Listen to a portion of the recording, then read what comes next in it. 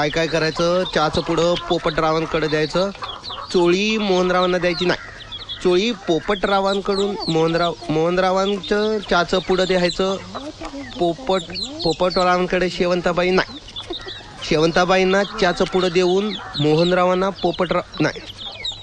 पोपटरावांकडून चहाचं पुढं घ्यायचं. आणि अरे वा, सुरीनं भोपळ्याला धार लावती वय. काय हो? हा बोला. काल तुम्ही रस्त्यानं जाताना त्या शांतीला डोळा कशा पाय मारला? तर मी कुठं मारला? आता त्याचं काय आहे, माझ्या डोळ्याला एक चांगली सवय. कुठली बी बाई पाहिली ना की आपसूक डोळा मिटतो आणि उघडतो. वय तर मला चांगलं ठाव हाय तुमची आणि तुमच्या डोळ्याची सवय.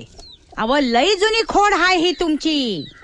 लग्नात माझ्या गळ्यात माळ घालता घालता माझ्या बहिणीला तुम्ही डोळा मारला. माझ्या बापाच्या हे लक्षात आलं तेव्हा बदडलं तुम्हाला. तेव्हापासून आता पातूर ही तुमची खोड अजून गेलेली नाही.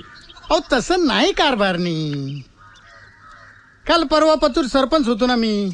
म्हणून कुठल्या बाईला काय लागलं सवरलं विचारावं लागतंय. असं का? त्यांचं नवरा जित नाही. आता काय करावं मायला. तुम्ही कशाला हवी चौकशी करायला? दिसली बाई की लागली लाल टपकायला. कोंबडी शिवाय उरूस नाही आणि भानगडी शिवाय पुरुष नाही. पोपटराव, हो पोपटराव. का रे बजा, काय आलास? जरा कान इकडे करा. अरे कान तर फटक्यात बांधलेत बाबा. तू बोल मोठ्याने बोल. त्याला काय झालं? बोलू मोठ्यानं. हा बघा. हा काय काळजी नाही. आज रातच्याला शेवंताबाईचा तमाशा आहे नेहमीच्या ठिकाणी. बापरे. आणि ही चोळी तुम्ही शेवंताबाईसाठी शिवाय दिलती ना, ती घेऊन आलो. घ्या. आणि इकडं त्या चोळीला घालते चुली. मी काय बोलतो, दुसरी शिवायची ऑर्डर द्यायची का? अरे तू चुप ना. बोला की पोपटराव. पोपटरावाचा झालाय पोपट.